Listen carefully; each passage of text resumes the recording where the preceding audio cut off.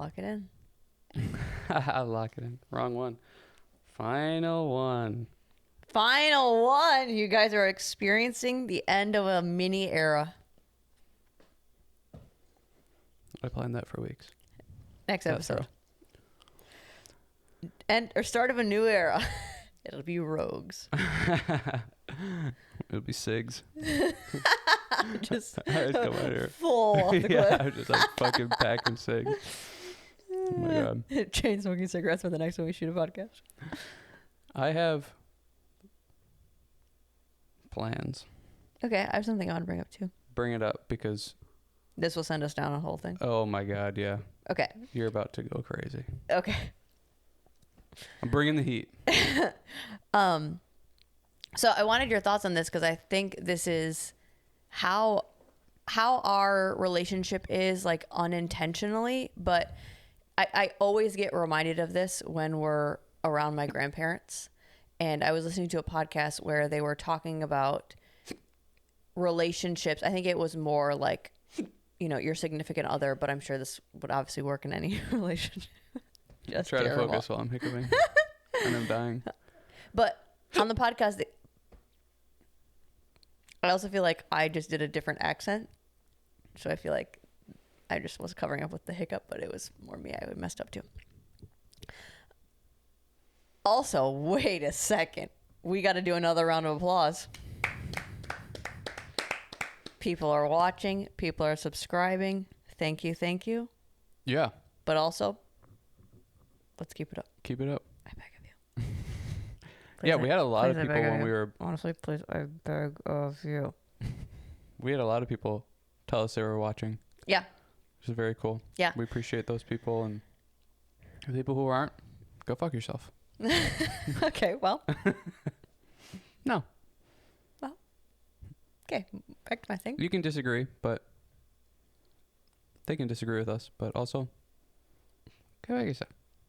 Okay. Okay, so I'm always reminded of this when I'm around my grandparents, and that it was a perfect timing of listening to this podcast where they were talking about relationships, but specifically your significant other through the lens of religion, and how I think nowadays we're kind of losing this specific element, which I think is so important. And I think nowadays it's almost demonized, but the idea of your relationship should be you trying to serve the other person. And I think you see that in a lot of older couples where it's almost like this competition of who can help each other out more, and how can I show up for you, and how can I help you, and how like, what am I doing every day to show up for you?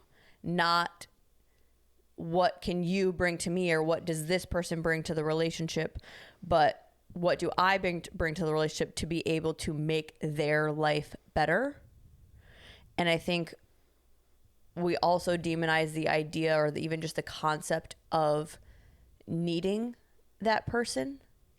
That I think the nowadays culture, it's, well, you shouldn't say that you need someone. You should just say that, like, I want them when they're around. But to need someone is somewhat of a lack of your self-ability, versus, no, you should need that person, because that means that they bring so much into your life, and that we have this quick turnaround idea with relationships, even with, you know, friends and every type of relationship that you can have. I think we have this turnaround idea of, I'm just going to use you until I can't use you anymore, and then you're gone. And then we don't want to have that scarcity complex of, well, I don't want to need that person, because when they leave inevitably, because we're not in this for the long haul, then you're like out of luck. Versus, no, that should be that should be a hard and a transition for you, is if you're not in that relationship anymore, because you need that person, you should be able to see the hole that they left based off of how much they bring to your partnership. And like a lot of religion teaches marriage specifically from the viewpoint of that, of you're trying to serve your partner.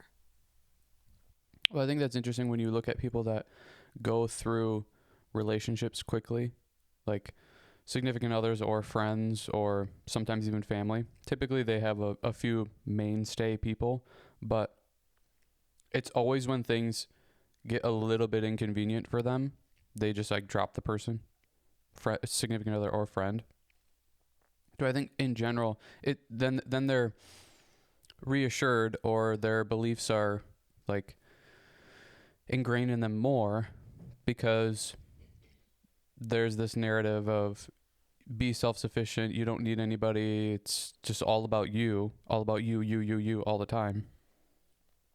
That like you're not only doing the thing of, well, relationships are difficult and can be difficult, and they're going to have these weird moments. You and your friend kind of get into an argument or disagreement, or they piss you off because they bail on you for something or somebody else.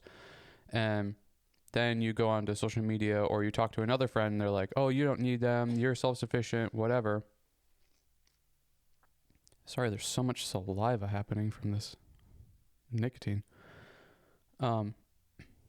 That's like, no, relationships are supposed to have difficulties and troubles and struggles and, you know, barriers and setting boundaries. Like, there's supposed to be this fluid, malleable thing that you're constantly trying to figure out, and having to overcome some difficult things, to where people just generally go, well, they piss me off, I'm done with them.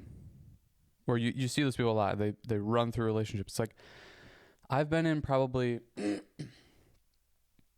two legitimate relationships. It's like, they're not all sunshines and rainbows all the time. Like, that's not how it's supposed to be. And then, like with what you're saying, you get this narrative that other people are spitting out of, oh, you don't need them. Like, you'll be fine. You're a boss, lady, or you're a badass. You don't need anybody. And it's like, one of the greatest forms of torture is isolation. It's like, that's what people do when they want to break your mind, is they isolate you. They put you in a room and don't let you talk to anybody, don't let you socialize. So this idea that like we don't need each other or need people is just ridiculous, especially when it's used as a torture device. Like, it's just bad info, or bad narrative being spewed out. And I think going along with what you're saying too, of it being so selfish and not in service of other people, we tend to act like we're doing things for other people all of the time, when really you're not. You're doing selfish things, or you're only picking out the few specific times. Like, we're really good at this as people. Like, we will pick out the things that support our ideas and our narratives, and we will completely reject the stuff that kind of breaks it down or pokes holes in it. So when you get people that are like, I just don't know, I'm always helping people all the time, I just care so much about other people. I dislike when people say that so much. That's my cue that you're a selfish person, is when you're like, I just care so much. It's like, oh, you're reading too many social media posts. Like, you don't care. You're only in it for you. The reason you're having a problem with this is because you're selfish, and you only think of in terms of what's benefiting you or what you like or whatever. It's like, that's this whole community thing and people. And I don't know why we're upset. It's like, you used to hold the door open for people. You used to say please and thank you. I noticed that even on the flight, or once we got into Chicago, it was like, oh, this is Midwest. Like, people are saying thank you for no reason. Like, I didn't even do anything. You're saying thank you to me, and I'm doing the same thing. It's like, nobody did anything. We're just like, oh, thanks. It's like, to me, that's how it should be. It's like, you're appreciative of that person doing 1%, 1% more for you. It's like, I don't know, that's good community to me. But it's I don't know. That's interesting to bring up or talk about, because it seems like we're so not that anymore. And especially when you see relationships or people struggling with relationships, and it's like, yeah, you're never in service for other people. You're not doing things just for the other person. Like you're either expecting a return or I don't know. Yeah, I think it is like, what can that person, it's like what I said, it's like, what can that person do for me? What are they bringing to the table? I need a specific kind of person to be in a relationship with, versus checking yourself. What am I bringing to the table? What, like, am I a catch? Am I something that people should want to be with and appreciate and want to help? Like, I think you also need to pull your end of the deal. But I think when you're focusing from the viewpoint of how can I serve others, I think it's more rewarding. I think it's more purposeful. But I feel like you will, it's like the karma that you will get that back. Yeah. But it's easier to service other people, and it's easier to be there for them because, like what we said on our walk, like, you also don't have your own emotions wrapped up into that. Like, you can just see logic. You can just see logic of, this person is needing help with this, I'm going to find a way to help them. Or this person is struggling with this, I'm going to be the strong one here. And thinking of relationships, like they talked about that on the podcast too, of how in a long marriage or in a long partnership, you're going to have a lot of times where someone's carrying 95% of the weight, and then it's going to switch. And those phases might be years at a time. But when you can show up and you can service that person and service the relationship as a whole from just you personally being the one that's holding it, that not only gives yourself more self-esteem and more self-value, because you can see, not only can I keep my shit together, I can keep it together for two people.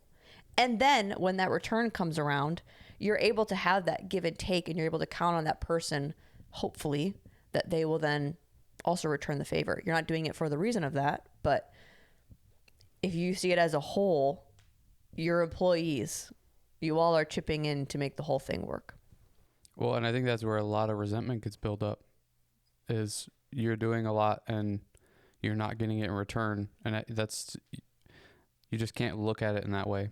It's like you kind of have to see it or view it as, this is beneficial for me. I'm learning how to handle a lot more, and also just like, I don't know, I'm helping my team. But whether it's your significant other or your place of work or your friendships or whatever, I mean, you're continually progressing as a person and learning new things and being able to maintain that.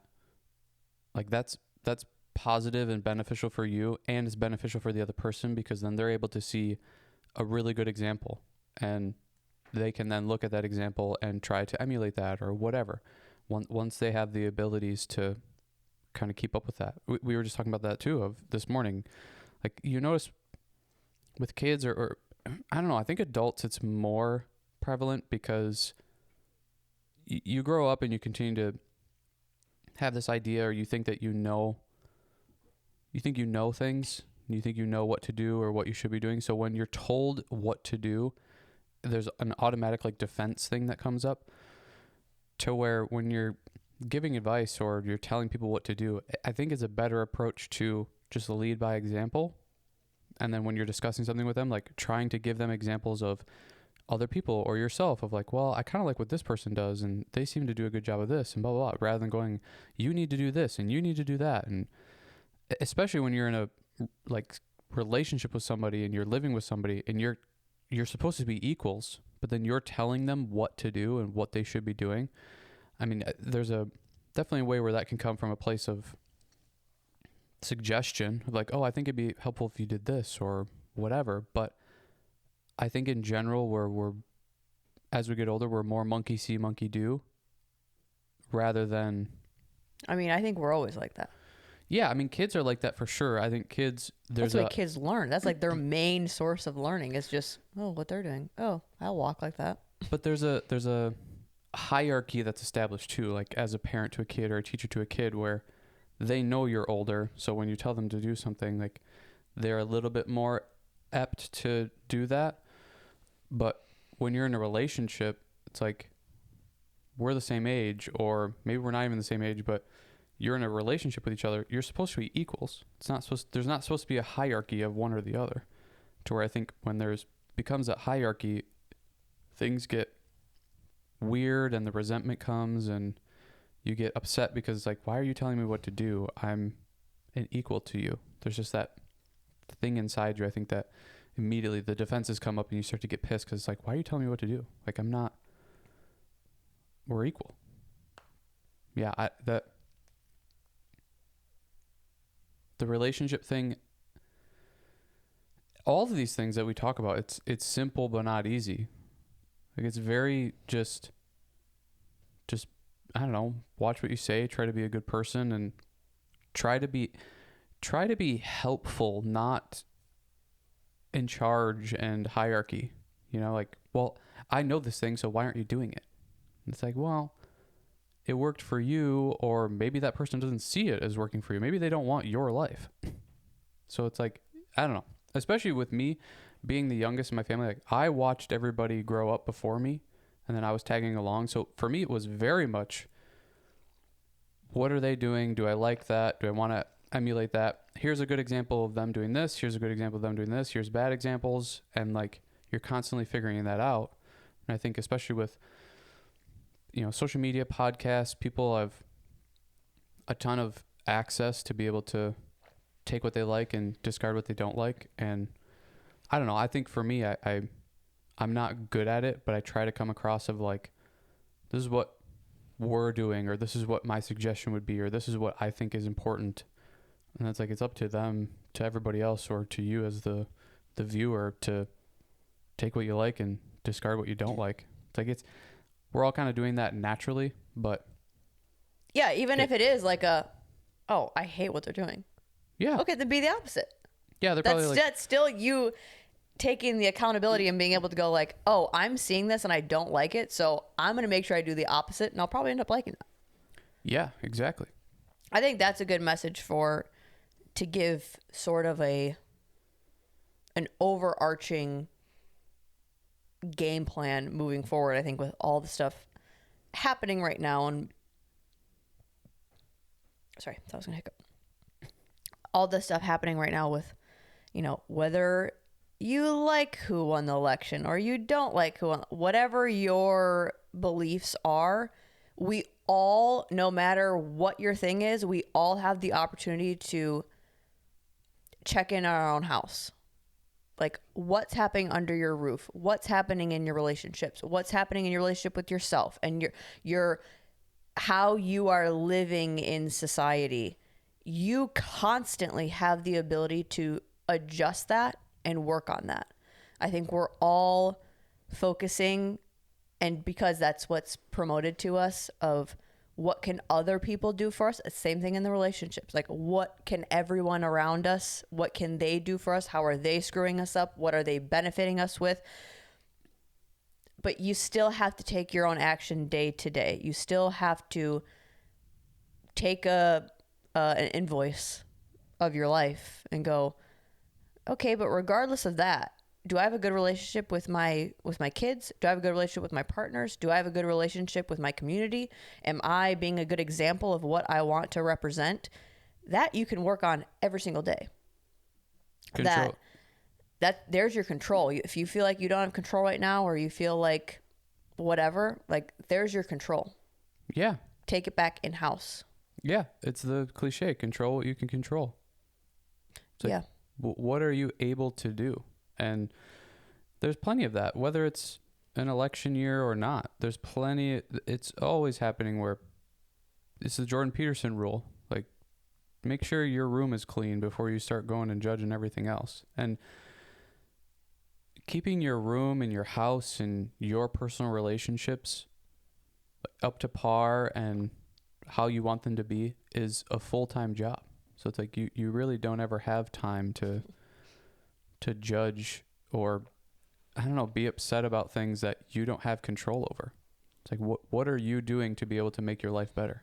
And I think that's where people have maybe a bad relationship, or, in my opinion, a wrong point of view of, they think that these outside factors have so much impact and control over their lives when they really don't. It's like, nothing's really changed. you still have to go to work. You have to go do what you're going to do anyways. You still have to go make money. You still have to make food at home. You still have to raise your kids. Like, control what you can control. Those are the things that are in your personal life. And there's probably plenty of stuff, just like for me, there's plenty of stuff that I want to get better at, or I don't know, make more efficient, or whatever the thing is, progress in whatever ways. It's like, I need to control that and do that. Those are the things that really affect your life and impact you, and whether you're going to make progress or not. If you're constantly blaming things on other people or other situations or whatever, that's just a lack of accountability that you're taking, and that does feel hopeless. Like, that does feel like that would make me feel unsafe and scared and constantly stressed as well. Because if you're handing over the responsibility to other people, you have to, and that where I go back to the serving thing. Like, if you're allowing that power, let's say, to be in that other person's hands, or these other things outside of you, you're kind of just like hoping they show up for you. Yeah. It's like, that is too risky for me. Yeah, totally. Yeah, you can't control that stuff. You're giving your power over to other people in other situations when you have all of the ability to control what you can. And that's just like a point of view, and I think somewhat of a belief too. Like, I don't know, I haven't seen how those things affect me really. Like, you can it's exactly what I said before. You can point to examples where it affects you, and you can also point to examples where it's not at all. So again, like, you got to get up and go to work, and you have to have the relationships with your significant other, your family, your friends. That's all within your control. So I don't know. Lack of accountability. It's like, I think that happens every single election year. People just lose all accountability, and now it's all up to the government. It's like, the government. What did Dave Ramsey say? Yeah. It's like, I've been in this business for decades and decades. Nothing has changed, no matter who is in office. Yeah. The government's never there to help you out. It's like, you still have to pay off your debt. You still have to make money. You still have to build for your future. I still have to employ people. Yeah. That's that. Yeah. And I think that's where you see it. People don't, just in general nowadays, I think there's a ton of bad advice all around of things around you have to change in order for you to be happy, or you to be achieving and progressing. And those people are going to get left behind. And those people are going to be the ones that don't end up being happy, don't have good relationships, don't progress in their careers and making money and building retirement, raising their kids. Like, you have given all of your power over to other people when it's up to you. It's always been up to you. That's what's so hard about life. And people want to make excuses, or they want to blame other people of why their life is so hard. Sorry, like, Andrew Huberman just said it on a podcast too. He's like, I have had a better life than some people, and I've had a worse life than some people.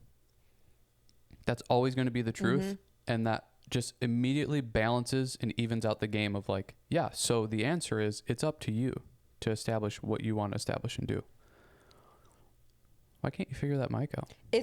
I'm sorry. I don't know. I know you like them, so I'm trying not to be a brat about them.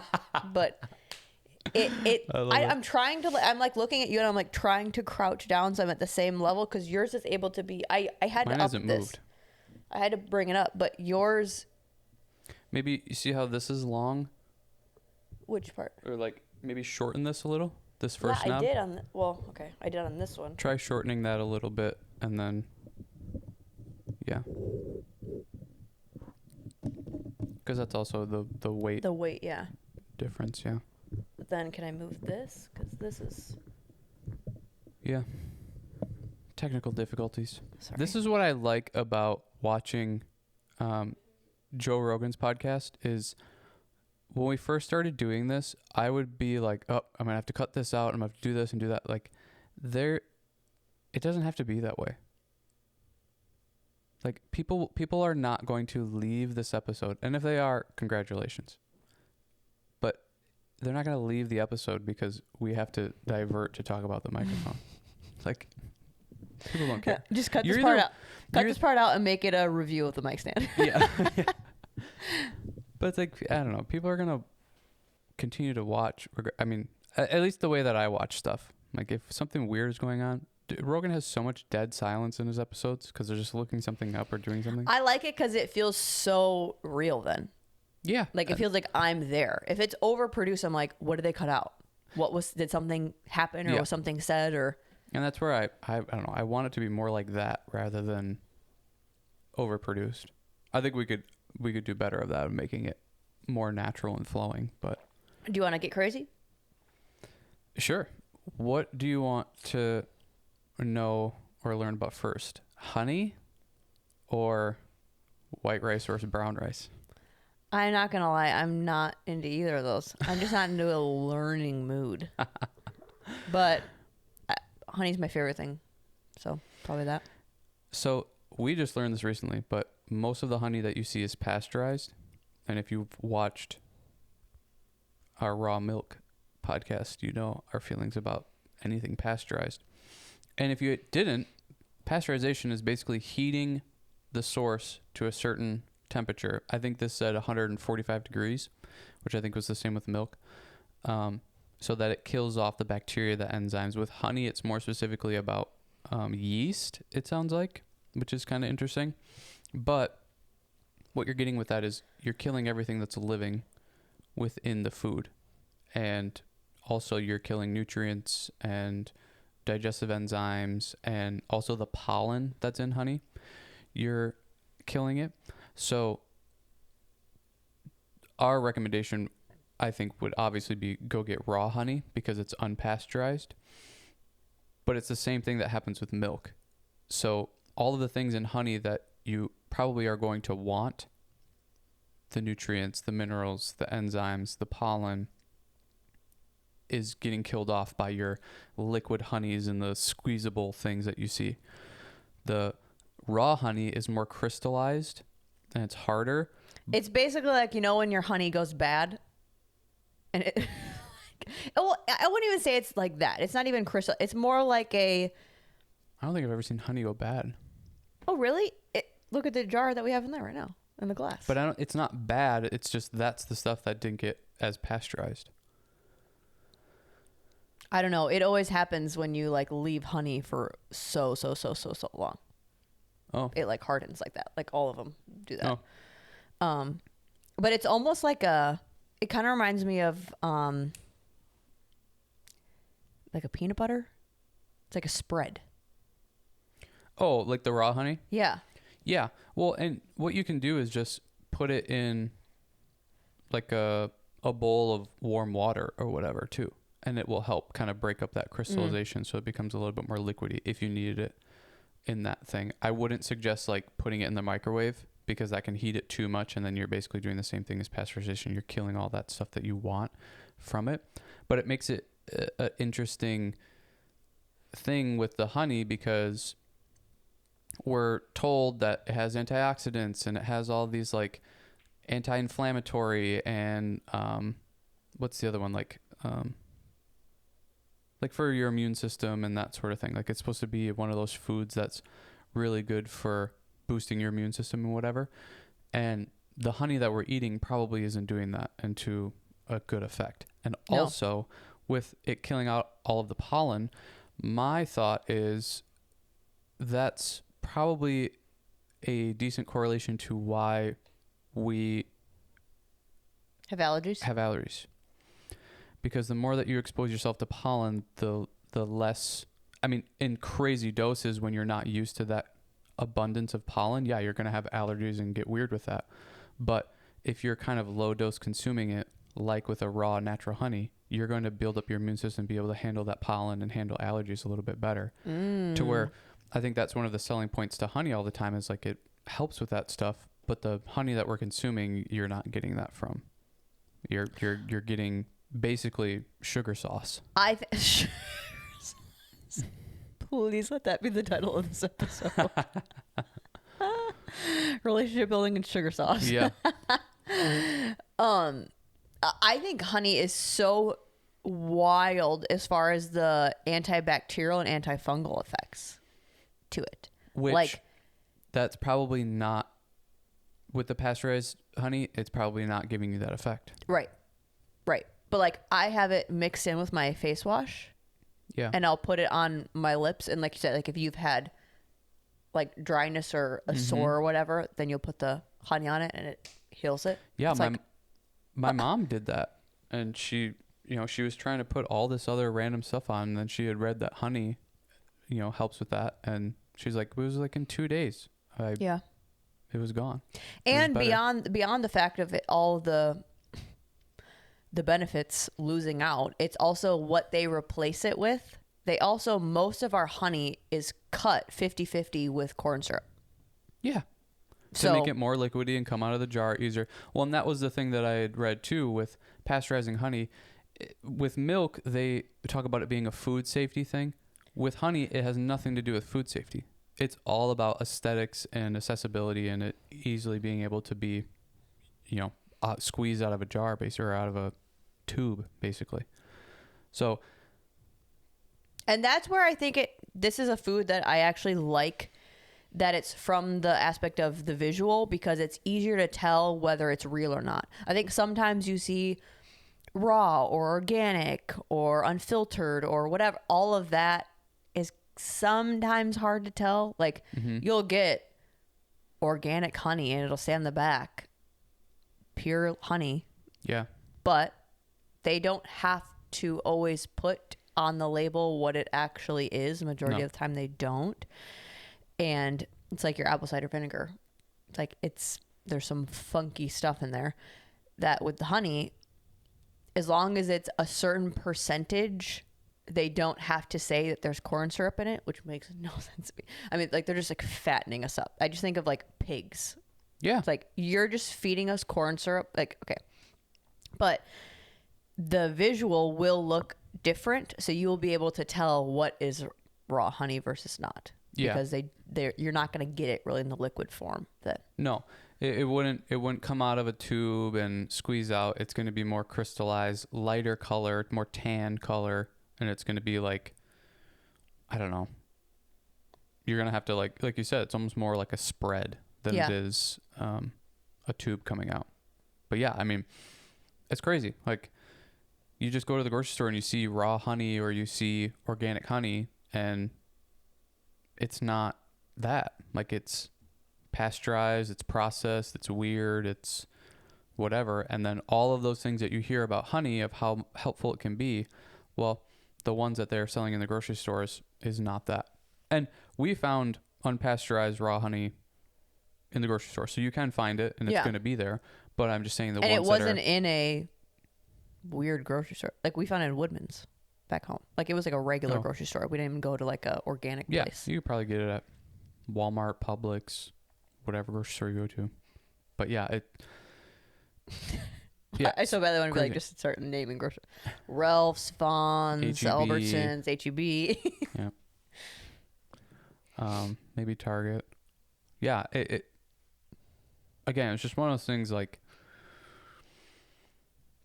we're getting, I don't know. Like I like learning this stuff because then it's like, okay, this is a little bit more information. I get it's daunting for people, but now I can just get a little bit more healthy by choosing a better option or choosing the one that's going to benefit me a little bit more. And also like the things that I'm looking for in honey, I'm actually getting now. I'm not getting this ultra processed. Like it is like, am I just getting sugar sauce? Yeah. Like I'm just pouring sugar all over my stuff thinking like I'm getting all these health benefits from honey. It's like, well, no, you're getting barely any nutrients, any minerals, any enzymes, any antioxidants. Or for some people, like they use, at least I do, but I know some people, they use honey as a alternative, like a sweetness alternative to sugar. Just pouring corn syrup in there. Yep, exactly. The other thing, rice. This is pretty wild because it's just another thing that you think you're doing fine No, are you gonna take my white rice away? Yep. No, I eat it all the time. So, white rice is heavily processed. Heavily processed. I don't and I like have to brown pull up the rice. laptop because there's just so much information about this that I was reading this morning that I don't want to miss anything. So white rice is missing the hull. It's a hard protective coating, the bran, the outer layer, and they call it the germ, which is a nutrient-rich core. Yeah. And it says, meanwhile, brown rice only has the hull removed, which is a protective coating. It says, for this reason, white rice lacks many vitamins and minerals that are present in brown rice. So with those things being taken off and processed, you're stripping a bunch of fiber, you're stripping a bunch of nutrients. Brown rice is an entire whole grain, to where white rice is not, obviously, because of all of that. Oh, and there's more. This whole time, just do a So- zoom in on me, just being so sad. Yeah. Your voice in the background. And what they do with white rice is the enriched white rice is they add nutrients back into it. Also, the same thing they do with milk, adding vitamin D back into it. They add in iron, B vitamins like folic acid, Son of a. niacin, There goes my theanine, kids. and more, which we've talked about this before. When you eat a whole food, you're getting the balance of everything that you need from it. It's a whole thing.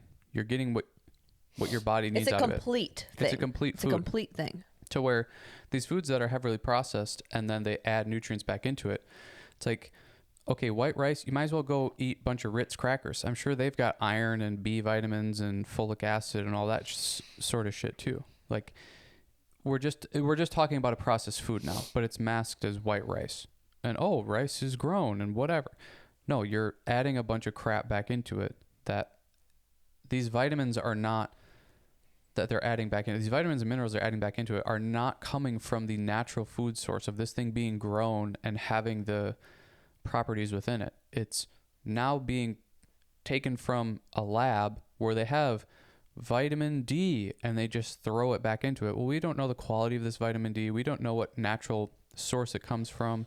I don't remember if it was folic acid or if it was a different B vitamin or something, but a lot of your B vitamins come like one of the types of B vitamins. So there's folate, folic acid. We want the folate because that's a natural component.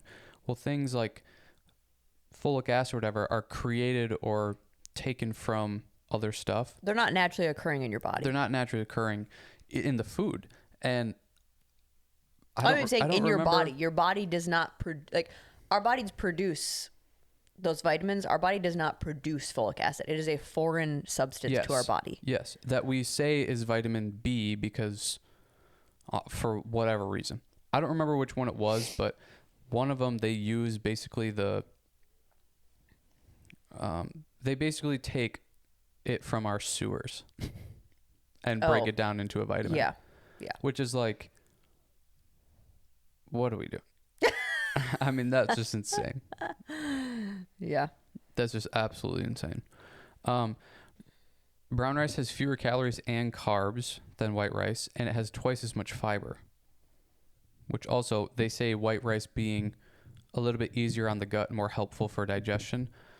I don't know if I buy that because typically things that have more fiber and are more naturally occurring are going to help your digestive system more than the opposite. But maybe I would say that maybe I think our digestion is terrible for most people, that we don't have a lot of rich fiber in our diet. Most people don't. I don't either. I'm having to get back to that the amount of fiber, say, in brown rice or certain vegetables is now too harsh on our system. So if you're one of those people, like for me, I would say, yes, it is easier to digest white rice than brown rice. But I have to do the brown rice in smaller dosages. But your body, I'm also not getting the benefit of fiber then as much. Yeah, Because totally. my digestive system is basically wimpy. Well, and to me, I use the example of like, okay, so you injured your knee and your version is to just never work out again to avoid the problem rather than Right. let's work our way back into getting where we need to get to so that we can benefit from resistance training and running and all that kind of stuff. Right. Brown rice contains more antioxidants and essential aminos. I mean, it's literally just a thing of like brown rice is far and beyond that better. sucks. Lower glycemic load, which means like basically your rise in blood sugar, how quickly your body processes that into blood sugar and whatever, to where typically people want lower glycemic load so that they're not getting these sugar spikes through their digestion. Where was this? Cut to a month from now, like, I cannot believe I ever ate white rice. Yeah, seriously. U.S. based studies showed that higher intakes of white rice were linked to a higher risk of type 2 diabetes, where higher intakes of brown rice were linked to a significantly lower risk. I wonder what cultures eat brown rice compared to white rice. Brown rice consumption has been associated with lower risk of heart disease. Brown rice also contains lignans, which I don't know what that is. It's a plant compound that has been shown to help lower blood pressure, reduce the amount of fat in your blood, and reduce arterial stiffness. Oh, wow. And this is just not processing the food. Which also think of that. How do they process it? How do they think of a grain of rice? It's got to just be through machines that They are must able to... like maybe like an acid, like maybe they melt it off, or it's like a burning process potentially. It says eating diets in whole grains like brown rice have more consistently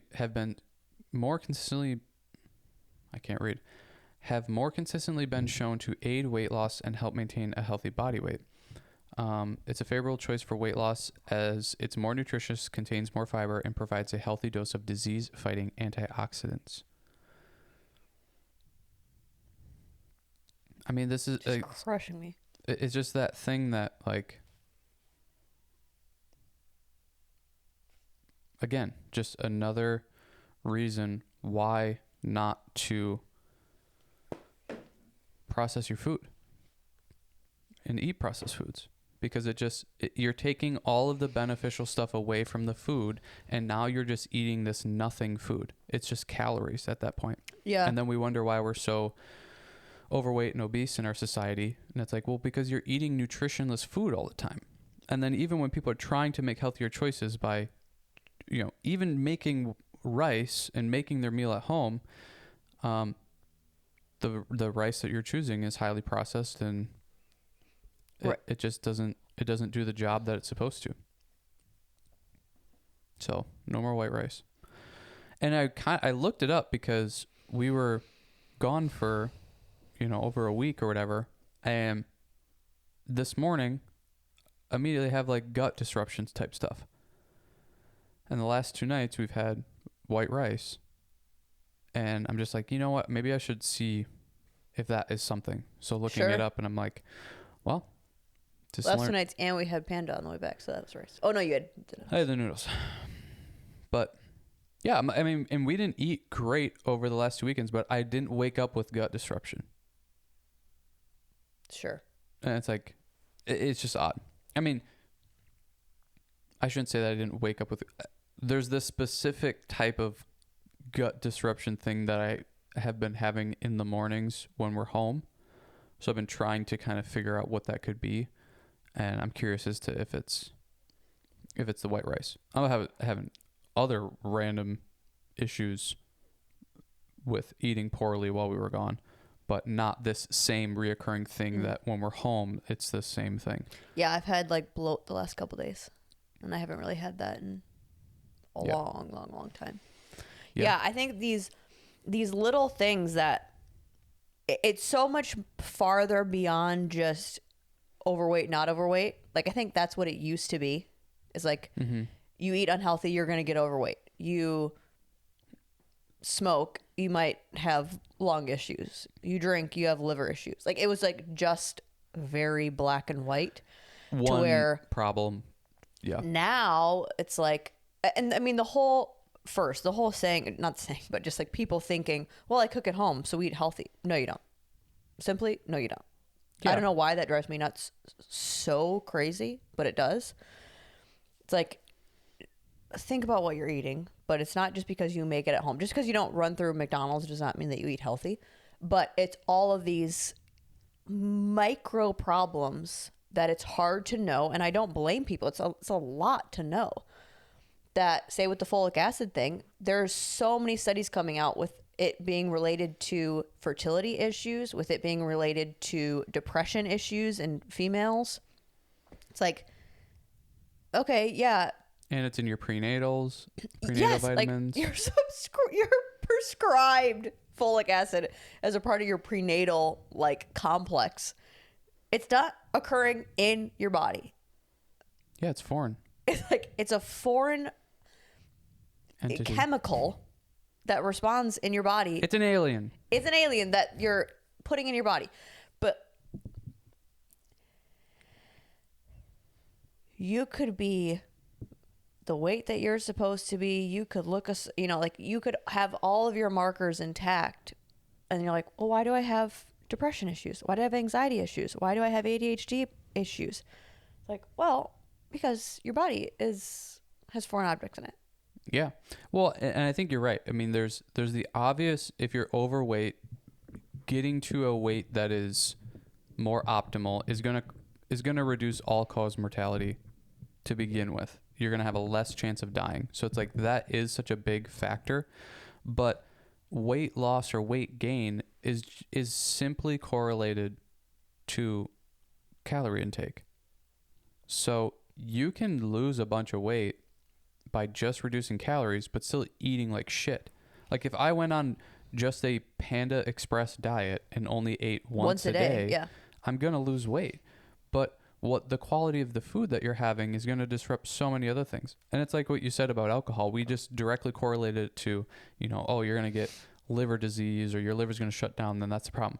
But there's so much more that we know about it, of like it affecting sleep, and now you're sleeping like shit, and what happens when you have bad sleep, and then all these other, your hormones get off, and there's just so much more of a spider web effect from this than it just being don't smoke because you're gonna get lung cancer. It's like, well, there's a whole bunch of other heart disease and cardiovascular, like all this type of shit that happens. There's so much more of a web that I think we're figuring out and learning a lot more. And I don't, this stuff, I totally get why people don't want to deal with it because it's so difficult and whatever. I like it, so that's why I'm like, I don't know. That's why I think we're a good people to talk about this stuff, because like we enjoy the topic. So then people can just watch this and go like, okay, I'll choose brown rice over white rice. And that's all they got to do. And they can move on. I'll choose unpasteurized honey, unpasteurized milk over, the other processed shit. Okay, then they can move on. You don't have to dive in deep. That's why you listen and watch the podcast and, I don't know, find information in other places, because you don't have to do all the digging and looking into it. Mm-hmm.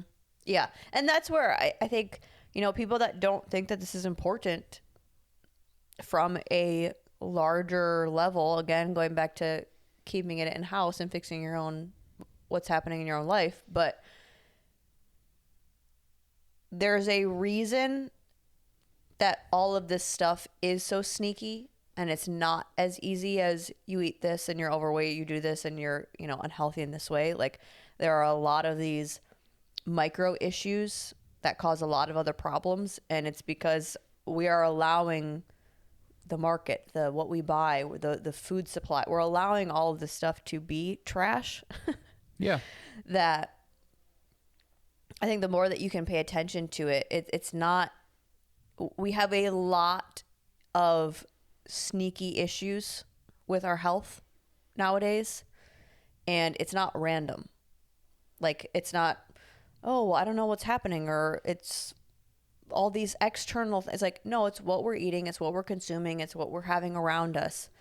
like, yes, I understand a lot of these diagnoses of, say, even just the mental health stuff weren't prevalent and weren't talked about before, but it doesn't mean that that's how our body should function. Regardless of if the numbers are higher because we're thinking about it now, we're talking about it, and people are being diagnosed with it, okay, it doesn't matter whether it's less or more. It's the fact that it's happening. Yeah. And we can help that, and you can help that. Well, and it's funny how upset people get about when people identify anything to do with, like, well, maybe it's the food you're eating or the lack of exercise. Like, that is so upsetting to people. It's immediately like, well, no, you don't understand.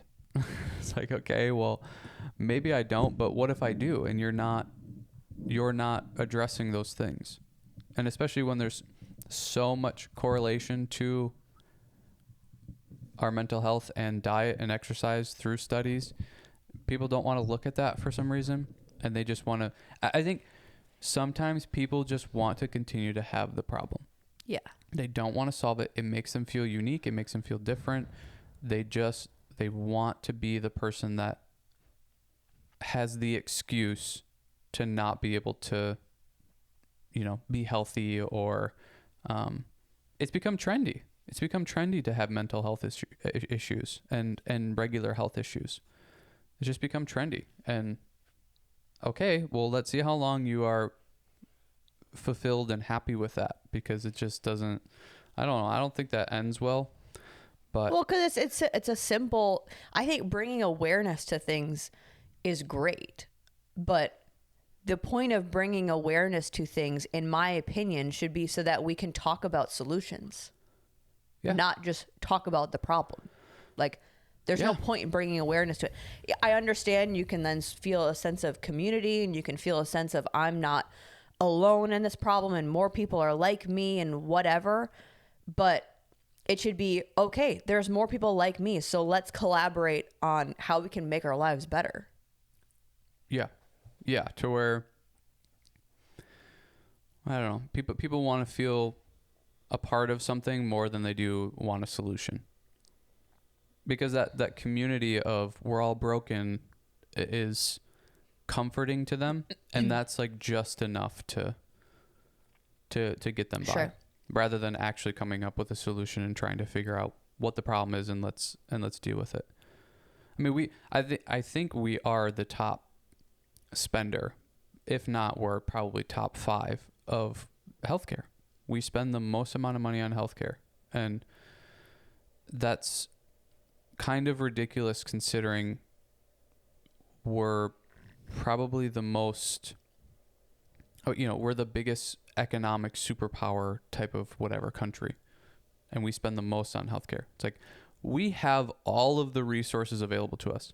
Yes. And we don't want to utilize them. We're more worried about making more money off of these people that are in the healthcare system than we are actually finding solutions and figuring out what the problems are. It's like what the brother and sister, the Callie and Casey Mean said. If you can get a sick child into the healthcare system, you're going to make millions and millions of dollars off these kids. And that's their goal. So when you're constantly being pushed or told how you need all of these... Your kid needs this. Your kid needs this pill, or your kid needs to be on this medication because they don't listen, or they're antsy, or they have some energy. Yep. Now we need to put them in a box so that they listen, they pay attention, and they can't get wild like a kid. Yeah. Well, you don't think they're going to be on that medication for the rest of their life then? Exactly. And that's going to lead to another medication and another medication. And because you numb them, and now they don't feel anything, and now they feel like they're depressed because they don't feel anything, and now they're put on antidepressants. Yep. And they've been taught that how to solve their problems is to go to the doctor and get prescribed something.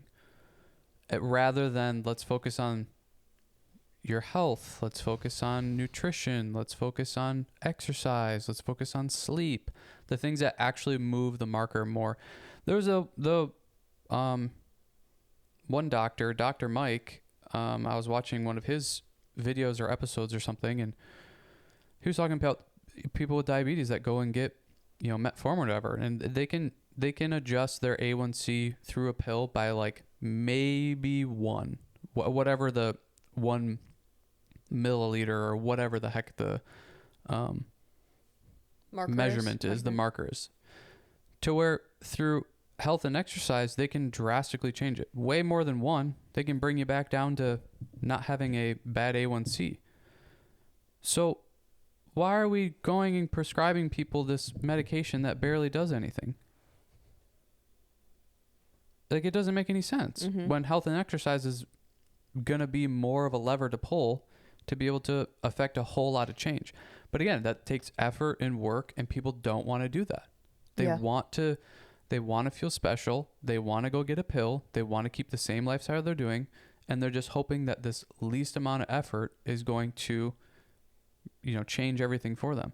And that's just, I just don't. It's like, look at the data and the facts. We continue to become more and more unhealthy, more overweight, more autoimmune issues, more health issues across the board. But we just want another pill or another drug or another special thing for healthcare professionals to tell us to become healthy, and none of it's working. And that's where this, Ozempic and GLP-1s and stuff come into play too. Is like, it's just another example where people want a drug to fix their problems, and then they get so upset when there's people talking about, hey, maybe try to eat a little bit better and go for walks and exercise. It's like, well, you don't understand. It's like, okay, I maybe don't understand because I haven't been overweight, but that's also, I've never allowed myself to get overweight. yeah, that's also either. proof in the pudding. Like, I've done the work and done the stuff to not become overweight and to have good health. So, like, I don't know. I don't get what the uproar, it's just, it's all emotionally driven. It's a lack of logic. Nobody wants to look at the logic and look at the data. They want to be emotionally fulfilled of, I'm special and I need a drug. And it's like, no, you just need to get outside and do something. You go to work and sit at a desk for 8 hours a day. You're not fulfilled. You eat like crap. You eat out of the vending machines, and then you stop at, Jimmy John's on the way home, and then you sit at home and watch TV the rest of the day. And you don't understand why you're depressed, have anxiety, overweight, whatever. It's like, throughout your day, I can give you so many examples of why those are probably the case. But they don't want to listen to that. They want me to say, well, you maybe need to go get this, you need to go get Adderall and an antidepressant, and then go on Ozempic and see if that helps. Oh, and you're also trying to get pregnant? Well, let's get you on a prenatal, and now you need this, and now you need that. But also, don't even try, because all of these other medications are going to... Yeah. It's just, it's such a lack of logic, and it's just all emotionally driven.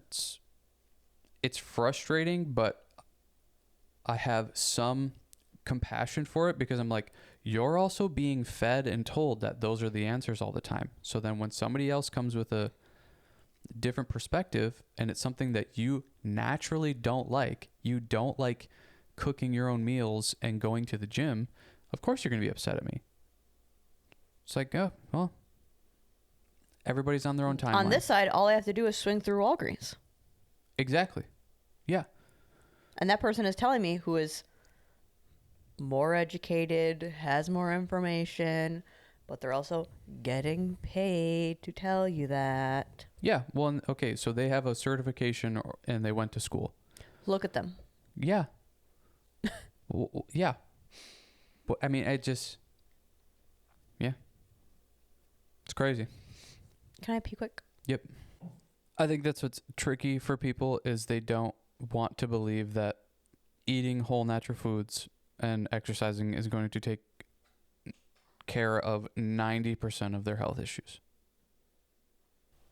Well, they just don't. I think people just don't believe that, because we are constantly being pushed and shown that that's not enough, or that we need these drugs and we need these medications and we need these special things to help us be healthy. It's like, the more that you infiltrate the just natural truths, it gets more confusing. You need this bed, and you need this pillow, and you need this thing to sleep well, and you need these foods that are genetically modified because we don't get this anymore and you need this and all. But it's like, you need a special workout program.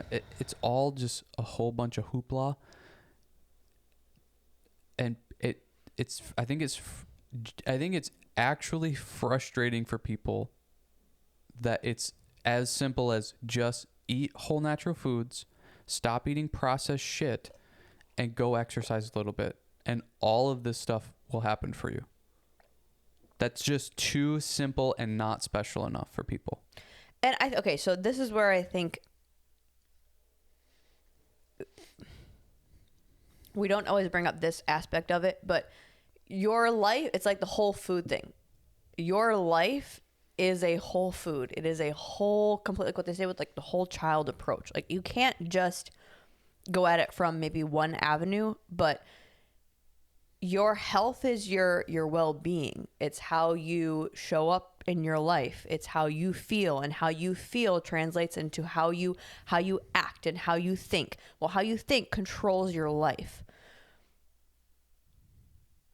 Yes, if you eat exactly how we're talking about, and you get exercise, and your system and your machine will be better equipped to be able to handle all of the stuff that is life. If I do all of those things and we still have terrible communication, is my life going to be top notch? No, I still have that problem. But think of like when you're sick, which most of us are low dose sick all the time. If I'm sick, or when you're sick, are you as apt or as inspired or as excited to work on the shitty communication that you have with your person? It's like, no, you're just trying to survive and get through the day or to get feeling better. But if I am feeling awesome, I'm going to be maybe less annoyed with it, or I'm going to come into it with more of an accountability of, okay, well, I could do this and I can make myself feel better and I have the control over that. I probably have the control to make this situation of the communication better, or at least have the possibility of working on it. If your machine is healthier, you're going to be able to think better. You're going to be able to act better, which is going to make your life better. Yes, life still life, and it does the things, and it's hard sometimes, and the things that you have to deal with are just terrible. But that is also still something that you have to work on. It's like what we said with the bringing it back in house and taking the accountability. You can't take a pill and have a better relationship with your kids. You can't take a pill and figure out what you want to do for a career. You can't take a pill and make all the money that you need. That's stuff that as the human you have to do. So you need to make the human as sufficient and effective and able to be able to handle the things that you can't get a pill for. Yeah. And if it was as simple as take a pill and all your problems would be fixed, okay, but I have yet to meet anyone that has depression, has anxiety, has ADHD, has the relationships around them having issues, that is doing the stuff first. If you were not overstimulated, if you were not eating healthy, if you were not focusing on the whole approach, it's like I said, then I would maybe go, okay, maybe, yeah, then you need some other assistance. But you got to do that other stuff too. Like, no one has been doing that first and then talking about it. Right. Yeah. That I personally know. Yeah. Well, and I think there's always going to be exceptions to the rule. I think there's going to be people that are extremely unhealthy and don't do all of the things that we're talking about, and they're depressed and they maybe take an antidepressant, and that helps them and gives them the availability to then go do the other things. I think 100%. Yes. Those 100%. people for sure exist. 100%. But for the vast majority of people, that's not the situation. They get on the antidepressant and then nothing changes. So, and again, going back to that Dr. Mike talking about the metformin with A1C, the diabetes medication, these things only move the needle a little bit, to where the things that we're talking about move them more than anything, because that is the basis of life, is eating whole natural foods and exercise and sleep. That is going to take care of 90% of your health issues.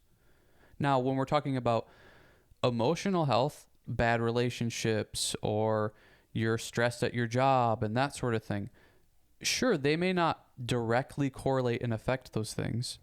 For eating healthy, exercise, whatever, it's probably going to help in some instance. But like you said, if you have a bad relationship with your significant other, you can't just go, well, I'll just start eating healthy and work out and that's going to fix everything. No, it might make you a little bit more prepared and apt to be able to handle that situation, because your hormones are working better, your neural pathways are working better, because you're fueling the body with the nutrition that it needs, and you're having regulated dopamine and cortisol levels and all that kind of stuff. Yeah. So that can play a huge role. A huge role. But it doesn't. I guess I don't think we're saying just do your this. life is going to be perfect if you eat healthy and exercise. Right. No. When it comes to like, you don't like your job, or you're stressed at your job, or you have bad relationships with people, like, you could be the healthiest person and still be a dick and not have anybody that wants to be around you. That's just you being a bad communicator and whatever. But when we're talking about the majority of people that have all these health issues and they just continuously want to go to a pill or go to the doctor to get something solved, it's like, the problem, I don't know, the problem isn't you have a lack of a pill that's helping you. The problem is you don't eat healthy and you don't exercise and you don't sleep well because of that. It's like there's the direct correlations of like people being unhealthy and then they have sleep apnea because of that, and now they can't sleep well. It's like these things are affecting the three main movers. If you change that and fix that, everything else becomes better. It's that radiation effect. Everything in your life gets a little bit better. You get a little bit more capable to do the thing. And this is the big issue when COVID came too. Everybody wanted the vaccine to solve everything and change everything. But instead, people were dramatically affected because their health sucked. But we don't want to look at that. We don't want to pay attention to that. We don't want to even say that, because for some reason that's emotional and triggering to people. It's like, your health sucked. That's why COVID was affected to you. If you were a healthy person, COVID didn't do anything to you. And there's going to be the exception to the rule. Well, I knew this guy that was the healthiest person ever and blah, blah, blah. Yes, there's always exceptions. But when we're talking about the vast majority of people, we have a health issue in our country. And that's why COVID had such an effect on it. And then instead of going, hey, we need to get healthier as a country so that these things don't affect us as much, we go, you have to go get a vaccine to solve all your problems. And then it comes out that those vaccines didn't do what everybody was saying they were going to do. It's like, you're just being lied to all the time by these pharmaceutical companies. When are you going to see it?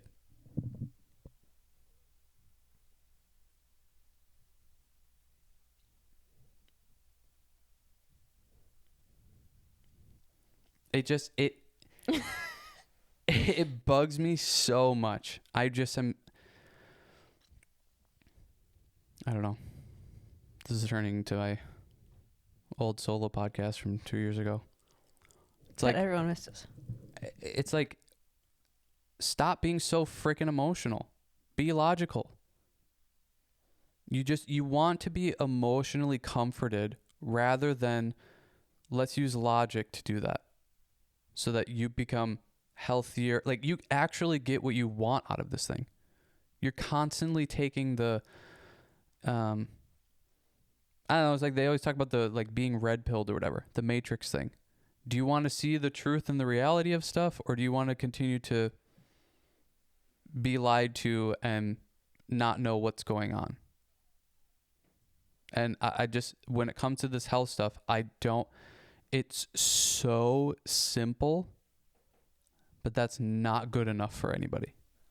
No, and that's where I think going back to taking accountability and blaming yourself, and why that's just an easier approach, I think, to life. It's like, yeah, okay, I could be pissed that they put corn syrup in my honey and they on the ingredients say it's 100% pure honey. I could be pissed at that. Or I could go, yeah, but as a consumer, I've allowed a version of this to keep happening. Like I have shown the people that are profiting off of me, that's okay because I'll also buy it. Yeah. So I'm not expecting them to be good people.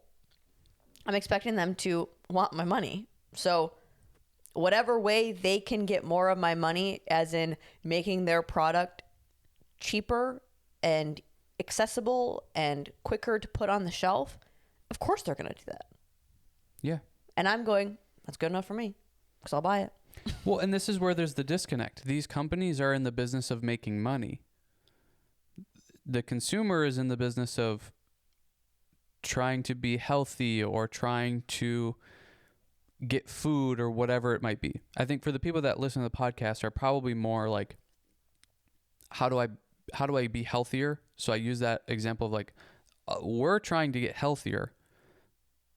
Companies are trying to get more money. See how we don't have the same goal? Mm-hmm. Like the consumer and the person and the company do not have the same goal in mind. So they're going to do whatever they can to get money, and you're trying to do whatever you can to become healthier. So they're going to lie. Like that's the whole thing. So you have to be smarter than the company and then pick the things that are actually going to make you healthier. Yeah. It's the thing that we say all the time of there's no company trying to sell you apples, trying to sell you vegetables, whole natural foods. And if they are, there's probably something funky with it. So these companies that are trying to sell you something are trying to get you to believe in what they're doing. And are you going to be somebody that just falls into that belief of, well, they said it's keto, so it must be great for me? Mm-hmm. Or are you going to be going, well, no, just because it says keto doesn't mean, oh, I actually turn around. There's 15 grams of carbohydrates in this. This is not keto. Like, what is going on? Like you have to take accountability. You have to be responsible for your own choices. And then you have to also, I think, have this general natural idea or belief in like what being healthier or getting healthier is. And I think we have a very large disconnect of what we think that is right now. Right now we think it's very drug-based, doctor-based, medical system-based, and it's not. It's like farmer-based. It's whole natural foods, stuff that's not being sold to us and pushed on us all the time. And I think a clear indicator of that is, what do we spend the most money on? The medical system. So who's winning? Yeah. Like clearly they are. They continue to take your money over and over and over again, and you get no results over and over and over again. Are we getting healthier? No. Are we? We're getting less healthy. And that's my whole point, is I don't understand this. We continue to get more and more unhealthy, but believe more and more in these pharmaceutical companies and like healthcare shit. Yeah. And we're getting more unhealthy. It's like the less money they made, the more healthy we were. The more money they make, the more unhealthy we are. It's like, what are we doing? Yeah. It's crazy.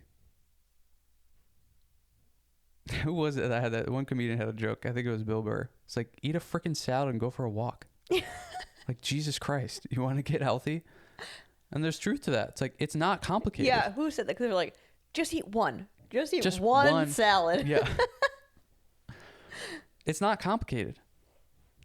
I think there's these little trickery things like with the rice and the honey that we talked about, but in general, it's not always that way. Sure. Well, and you're not going to be super unhealthy by eating some white rice every now and then. If you're eating gallons of it a week, yeah, you're going to get... Right. Where most people are starting at, you making those adjustments are going to dramatically change things. It's like, It's when you're at the top tier of that where, yeah, you need to be a little bit more specific and picky to get those extra little notches. But where most people are starting at, yeah, you going and eating white rice with some Chicken and other broccoli. whole vegetables and a whole protein source. Yeah. Yeah, you're going to be fine. Yeah. 100% you're going to be fine. I feel like I'm done. Yeah. I'm I feel like you are too. so irritated with this. It's not even funny. All right. See you later. See you later.